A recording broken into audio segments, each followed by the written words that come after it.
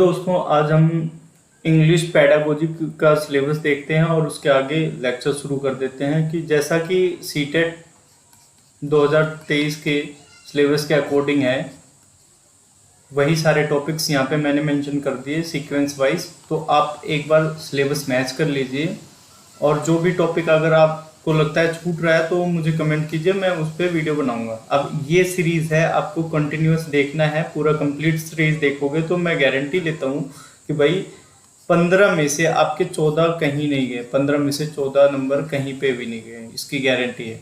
ठीक है, तो आपको ईमानदारी से पूरा वीडियो देखना है और पूरी सीरीज देखनी है, तो इंग्लिश पेडागोजी में कहीं पे भी दिक्कत नहीं होगी। आ जाते हैं, सबसे पहले देखते हैं ईवीएस इंग्लिश क्या है। सॉरी, ईवीएस निकल रहा है, अभी ईवीएस का मैंने पेडागोजी बनाया था, तो मैं इंग्लिश के बारे में बात करता हूँ। इंग्लिश क्या है, इंग्लिश के बारे में जान लेते हैं थोड़ा सा। इंग्लिश है, इंडिया में क्या है इंग्लिश के लिए, एसोसिएट ऑफिशियल लैंग्वेज है। कैसा है, एसोसिएट ऑफिशियल लैंग्वेज है। एसोसिएट ऑफिशियल लैंग्वेज किसने बनाया, तो ये एक्ट आया था। कब आया था एक्ट, 1963 में। ठीक है, ऑफिशियल लैंग्वेज एक्ट आया था 1963 में, उसने बनाया। और आर्टिकल में, कौन सा आर्टिकल में, 343 आर्टिकल में मेंशन है इसके बारे में। अब देखते हैं भाई एनसीएफ क्या कहता है इंग्लिश के बारे में। एनसीएफ भाई साहब क्या कहते हैं 2005, ये कहते हैं एक तो ग्लोबल लैंग्वेज है, पूरी दुनिया में, इंडिया में भी चलेगा, बांग्लादेश में भी चलेगा, अमेरिका में भी चलेगा, यूएसए में भी चलेगा, हर जगह पे चलेगा। और इंडिया के लिए ये क्या है, as a second language use हो रही है। सेकेंड लैंग्वेज क्योंकि इंडिया की प्राइमरी लैंग्वेज क्या है, हिंदी है या तमिल है, तेलुगु है, ये सारी चीजें हैं। ये हमारे क्या है, मदर टंग है, लोकल लैंग्वेज है। मदर टंग भी कह सकते हैं, लोकल लैंग्वेज कह सकते हैं, फर्स्ट लैंग्वेज भी कह सकते हैं। ठीक है ना, ये सारी चीजें क्या है, फर्स्ट लैंग्वेज है हमारी। यहाँ तक बात समझ में आ गई। तो हम देखते हैं कि भाई एनसीएफ ने कहा ग्लोबल लैंग्वेज है और सेकेंड लैंग्वेज भी है और फॉरेन लैंग्वेज भी है, क्योंकि ये विदेश से आई लैंग्वेज है।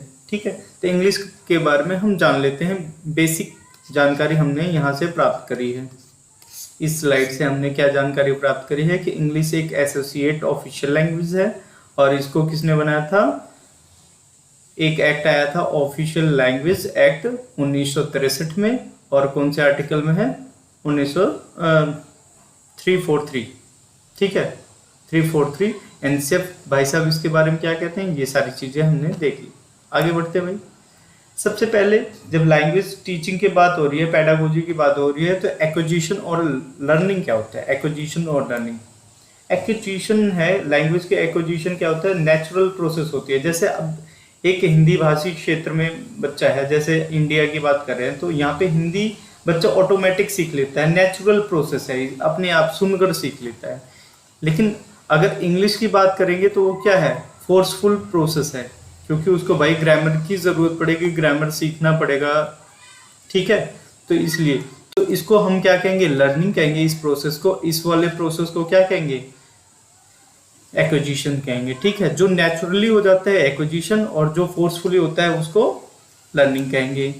ठीक है, लर्निंग विदाउट एफर्ट, बिना एफर्ट के अपने आप ऑटोमेटिक हो जाता है। और इसमें क्या है, एफर्ट के साथ में होता है, एफर्ट लगाना पड़ता है, जोर लगाना पड़ता है। यहाँ पे मीनिंगफुल लर्निंग होती है भाई, बहुत सारी बातें अपने आप समझ जाता है। ऐसा है कि बहुत सारे बच्चे अनपढ़ रह जाते हैं, बहुत जने सोसाइटी में देखोगे अनपढ़ रह जाते हैं, लेकिन तब भी वो कुछ ना कुछ लैंग्वेज जरूर बोल ले जाते हैं।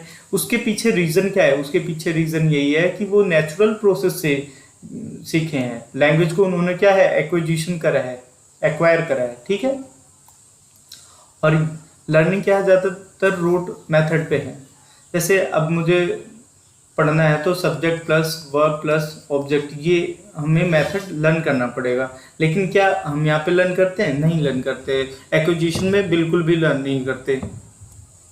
अब आ जाते हैं generate grammar rule inside brain, अपने आप ऑटोमेटिकली ग्रामर रूल हमारे दिमाग में आ जाता है एक्विजिशन के केस में। और लर्निंग के केस में क्या हो जाता है कि हमें रटना पड़ता है, मेमोराइज करना पड़ता है ना।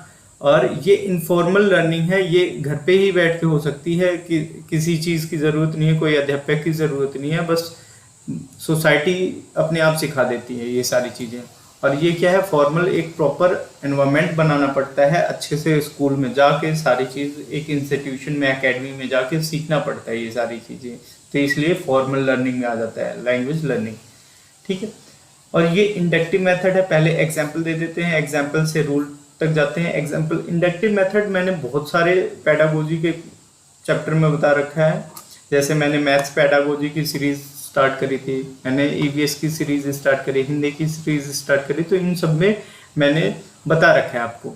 तो इंडक्टिव मेथड क्या हो जाता है, पहले हम भाषा को यूज करते हैं, एग्जाम्पल से बार बार समझते हैं और फिर उसके बाद जनरल रूल बना देते हैं। जैसे कि बच्चे ने तुम और आप में डिफरेंस करा, तुम और आप, भाई वो स्टार्टिंग में सबके लिए तुम लगा रहा है, लेकिन एक बार जब वो जनरल, इसने क्या है एग्जाम्पल लिया है तुम का और आपका, लेकिन एक बार रूल कैसे बनाया उसने, रूल इस तरीके से बनाया कि जब उसके साथ के बच्चे हो जाएंगे उसके लिए तुम यूज कर लेगा, और उससे बड़े जो बच्चे होंगे या उनसे बड़े जो माता पिता या सगे संबंधी होंगे उसके लिए, सोसाइटी में भी जो बड़े होंगे उसके लिए क्या है आप यूज करेगा। तो इसने क्या करा है, एग्जाम्पल से रूल पे गया है।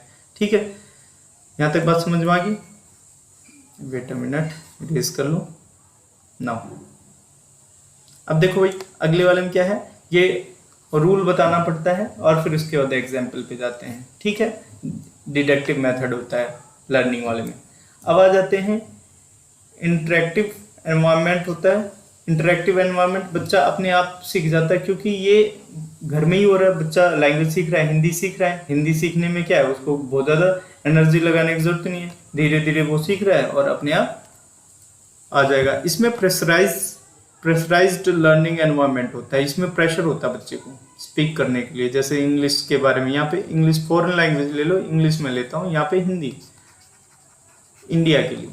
तो इंडिया में देखो हिंदी इजीली बच्चा बोल जाता है, इंग्लिश में दिक्कत होती है, तो इसलिए प्रेशराइज्ड एनवायरनमेंट है। ये अनअवेयर तरीके से सीख लेते हैं, क्योंकि बच्चे कभी प्रेशर देते हैं हिंदी बोलने के लिए, नहीं, बिल्कुल नहीं, इंडिया में तो बिल्कुल भी नहीं है। लेकिन इंग्लिश सीखने के लिए अवेयर होना पड़ता है उनको, प्रेशराइज एनवायरनमेंट को झेलना पड़ता है, फॉर्मल लर्निंग करनी पड़ती है।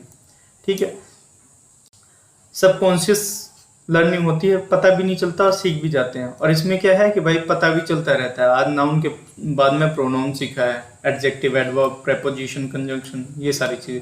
इसमें स्पीक और लिसन करके बोलते हैं और सुनते हैं, बोलते हैं और सुनते हैं। और इसमें क्या करते हैं, ज़्यादातर राइट और रीड करते हैं, लिखते हो। इसमें बोलते भी हैं, ये चारों एस्पेक्ट है, लेकिन ज़्यादातर फोकस इस पे रहता है। ठीक है, यहाँ तक बात समझ में आ गई? तो आई होप आपको समझ में आ रहा होगा कि लैंग्वेज एक्विजिशन क्या होती है और लैंग्वेज लर्निंग क्या होती है। ठीक है, उसके बारे में मैंने डिफरेंस दी है। अगर आपको अभी भी नहीं समझ में आएगा तो वीडियो को थोड़ा सा आप पीछे रिवाइंड करके देख लीजिएगा, फिर से समझ में आएगा। मैंने बहुत ईजी तरीके से समझाया है। ठीक है, आगे बढ़ते हैं भाई। इंपॉर्टेंस ऑफ इंग्लिश लैंग्वेज, क्योंकि इंग्लिश पेडागोजी सीख रहे हैं, वैसे इंपॉर्टेंस ऑफ लैंग्वेज होता है, लेकिन मैं यहाँ पे इंग्लिश सिखा रहा हूँ, इंग्लिश पेडागोजी, तो इसलिए मैंने इंग्लिश लिखा है। ठीक है, सबसे पहले लाइफ में किसी भाषा को सीखना है तो हम क्या करने के लिए सीखते हैं, कम्युनिकेशन करने के लिए, बातचीत करने के लिए, संप्रेषण करने के लिए। ठीक है, और बेसिक प्रोफिशिएंसी होनी चाहिए कि भाई बेसिक बात, अपनी जो भी बातें हैं, अपनी प्रॉब्लम्स हैं या अपनी अचीवमेंट्स हैं, उनको क्या कर सके, शेयर कर सके। मेन चीज़ है शेयरिंग के लिए यूज़ होती है। ये सारी चीज़ें क्या होती हैं, शेयरिंग ऑफ थॉट्स के लिए होती हैं। लैंग्वेज किसकी होती है, शेयरिंग ऑफ थॉट्स के लिए होती है। यहाँ तक बात समझ में आ गई भाई? आगे आ जाते हैं भाई। प्रॉब्लम्स क्या है, प्रॉब्लम्स क्या है लर्निंग में, प्रॉब्लम क्या क्या आती है? ठीक है, problem in English language teaching के दौरान में प्रॉब्लम क्या क्या आ जाती हैं। सबसे पहले देखेंगे प्रॉब्लम आती क्या है। प्रॉब्लम आती है एक तो एनवायरनमेंट की, क्योंकि भाई हम हिंदी बोलते हैं और हिंदी जब बोलते हैं तो इंग्लिश बोलने की क्षमता क्या है, कम होगी, क्योंकि भाई फॉरेन लैंग्वेज है, इंग्लिश हम उतनी इफेक्टिवली नहीं बोल सकते। तो इसलिए भाई बच्चे को एनवायरनमेंट ही नहीं मिलता है ना। हिंदी तो मिल सकता है, इंग्लिश के लिए एनवायरनमेंट की ज़रूरत हो जाती है।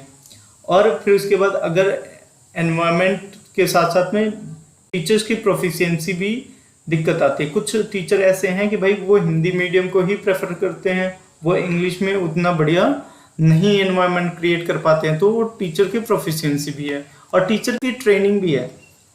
टीचर को जब सपोज करो सब कुछ आता है लेकिन ट्रेनिंग नहीं प्रॉपर मिली है, तब भी लैंग्वेज टीचिंग में, इंग्लिश लैंग्वेज टीचिंग में प्रॉब्लम आ सकती है। ठीक है, तो एनवायरनमेंट, टीचर की प्रोफिशिएंसी और ट्रेनिंग, ये सारी चीज़ें डिसाइड करता है, क्योंकि हम इंडिया में रहते हैं और इंडिया की मोस्ट ऑफ स्टेट में Hindi as a speaking language बोली जाती है। ठीक है ना। वहाँ जाते हैं way of teaching English. English के पढ़ाने के तरीके कौन कौन से हैं? सबसे पहले जब एनसीएफ ने बताया है कि पूरी पढ़ाई किसके थ्रू करवानी है, कनेक्ट करना है रियल लाइफ से। किससे करना है? रियल लाइफ से कनेक्ट करना है। ठीक है।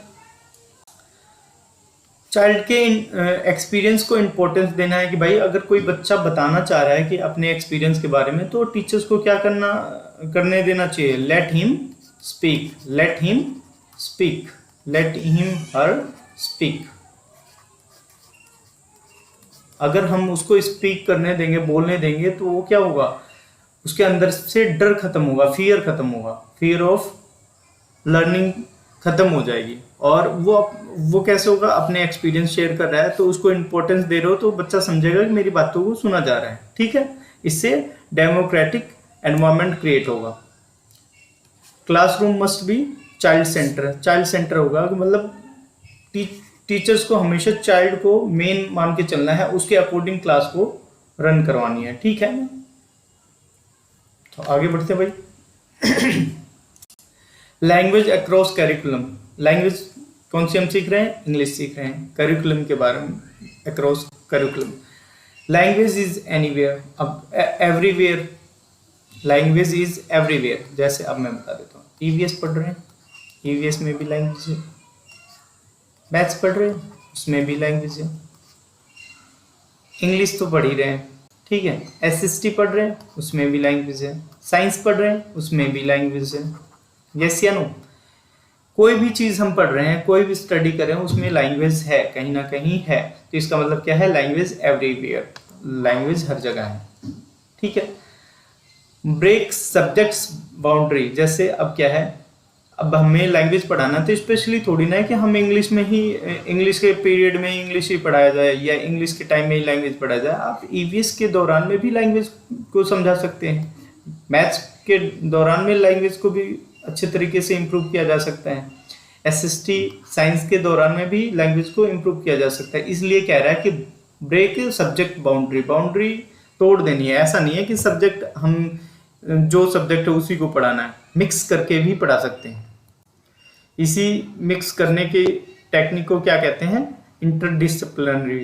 कि मतलब इंग्लिश सिखाना है, इंग्लिश सिखाने के लिए आप ईवीएस पढ़ाते समय भी मदद ले सकते हो, हिंदी पढ़ाते समय भी ट्रांसलेशन का मेथड ले सकते हो, मैथ्स पढ़ाते टाइम में उसकी हेल्प ले सकते हो, साइंस पढ़ाते टाइम में इंग्लिश पढ़ा सकते हो, एसएसटी पढ़ाते टाइम में इंग्लिश पढ़ा सकते हो। बात समझ में आ रही?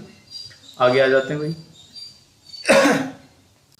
कंस्ट्रक्टिविज्म क्या होता है?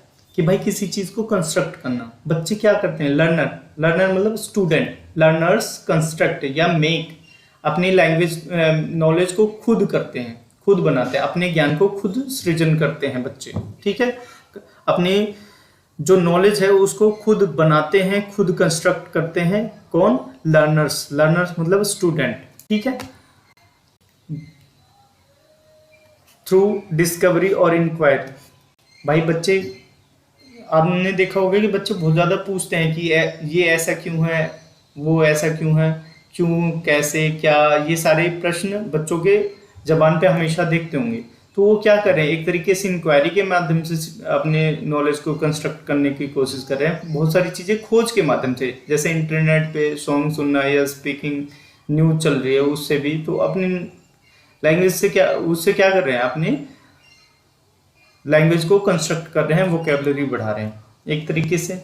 आगे हम उनके लैंग्वेज को और ज़्यादा कंस्ट्रक्ट खुद करवाने के लिए, अपने नॉलेज को खुद कंस्ट्रक्ट करवाने के लिए हम प्रोजेक्ट दे सकते हैं, प्रॉब्लम सॉल्विंग, कुछ प्रॉब्लम्स दे सकते हैं।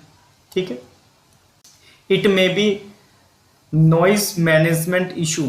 भाई क्लासरूम ऐसा हो जाएगा कि भाई लैंग्वेज की क्लास है। लैंग्वेज की क्लास में भाई मेन फोकस होता है स्पीकिंग पे, कि बच्चा बोल सके, स्पीक कर सके, प्रॉपर मैनर में स्पीक कर सके, एटलीस्ट स्पीक करना है। तो क्या होगा, स्पीक करते टाइम ही नॉइस होगी।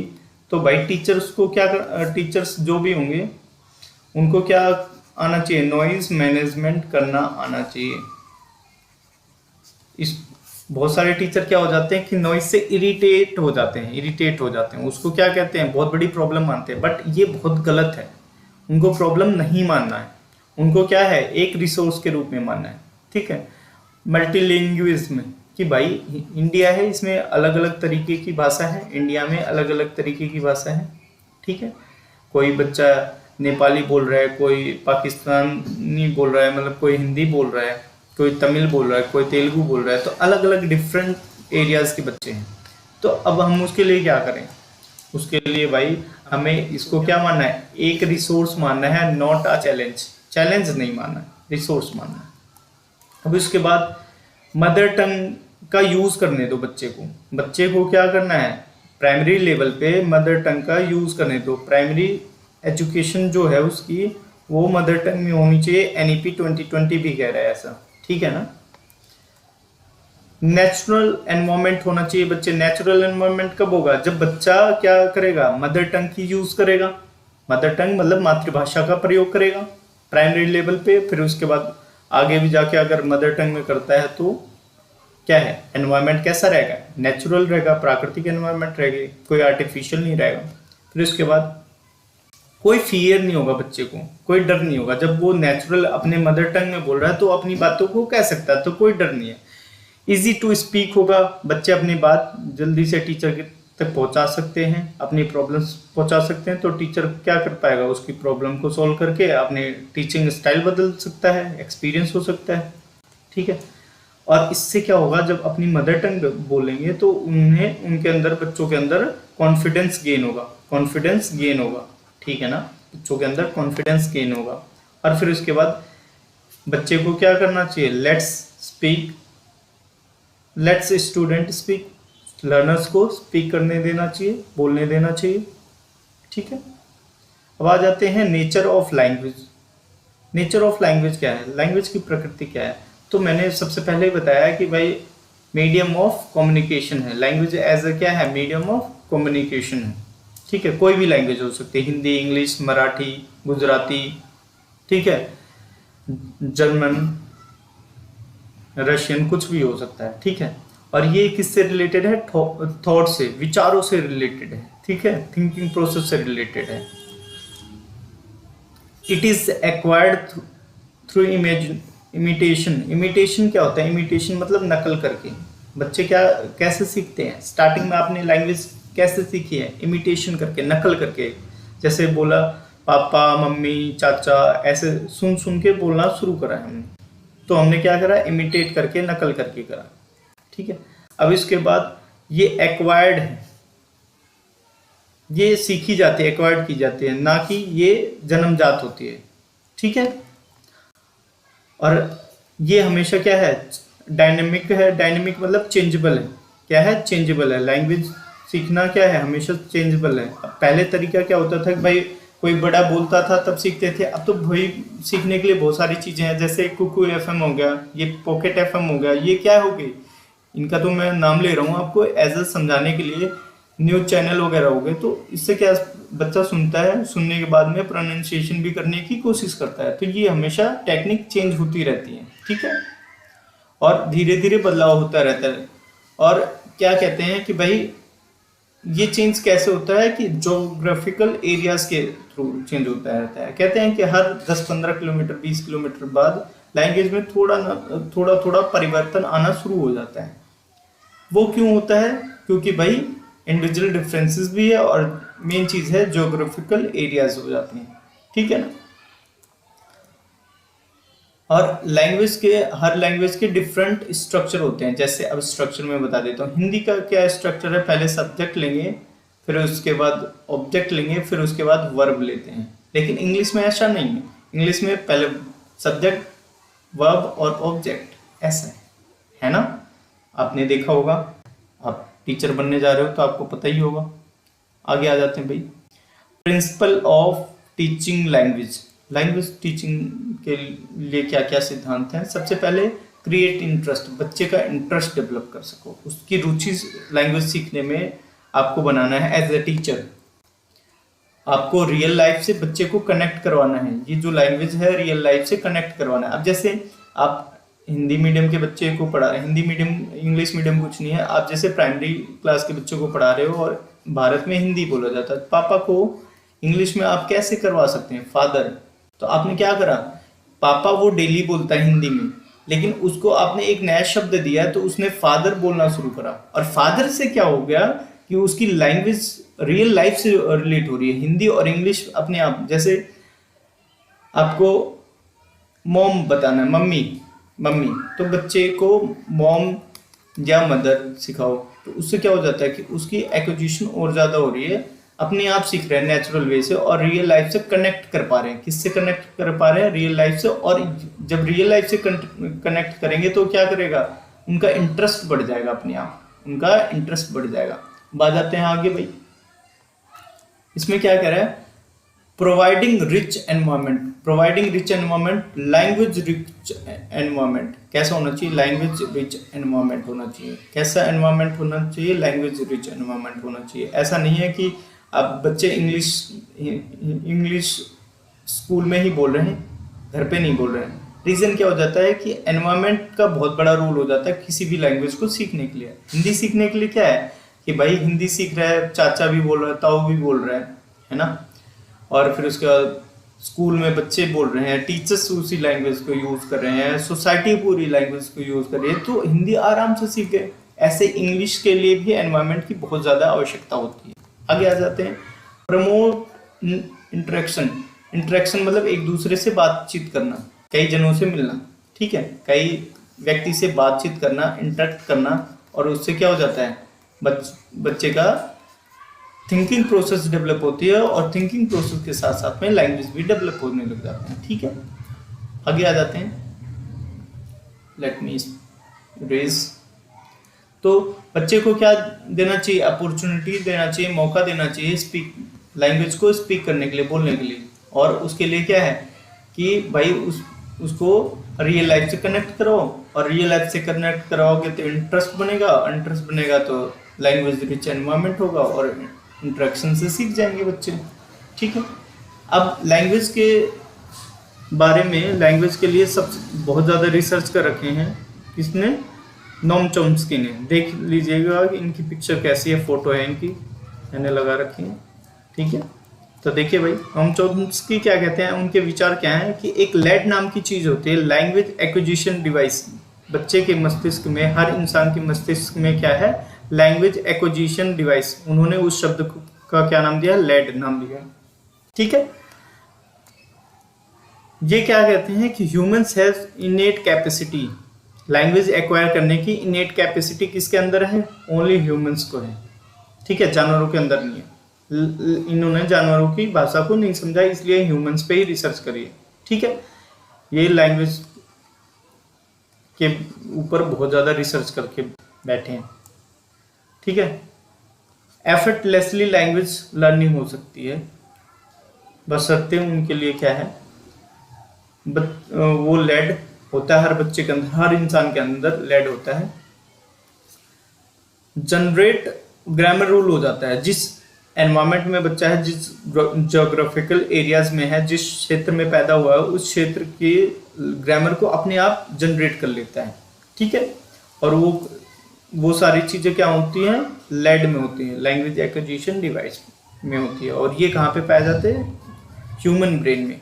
कहाँ पाए जाते हैं? ह्यूमन ब्रेन में, अकॉर्डिंग टू नोम चॉम्स्की।